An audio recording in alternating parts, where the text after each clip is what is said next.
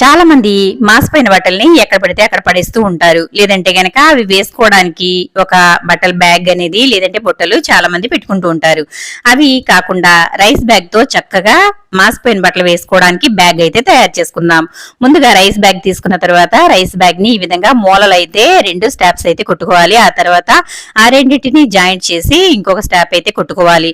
ఆ తర్వాత ఆ బ్యాగ్ ని ఈ విధంగా ఇలా తిరగేసుకోవాలండి. ఇలా తిరగేసుకున్న తర్వాత దాంట్లో ఒక అట్ట ముక్క అయితే పెట్టుకోవాలి. కార్డ్బోర్డ్ ఉంటుంది కదా, దాన్ని అయితే ఈ విధంగా అడుగున పెట్టేసుకోవాలి. ఇలా పెట్టేసుకున్న తర్వాత పైన అంచులు మడత పెట్టుకోవాలి. ఇలా మడత పెట్టుకుని అక్కడ కూడా ఒక అట్ట ముక్కలు అనేవి పెట్టేసి స్టాప్స్ కొట్టేసినట్లయితే ఆ తర్వాత అద్దిరిపోయే బట్టల బ్యాగ్ అయితే రెడీ అయిపోయింది. చూసారు కదా, ఇది బట్టలు వేసుకోవడానికే కాదండి, చక్కగా ఈ బ్యాగ్ ని ఇంకా రకరకాలుగా కూడా ఉపయోగించుకోవచ్చు. ఏమైనా పనికిరాని వస్తువులు ఉంటే ఇందులో పెట్టేసుకోవచ్చు.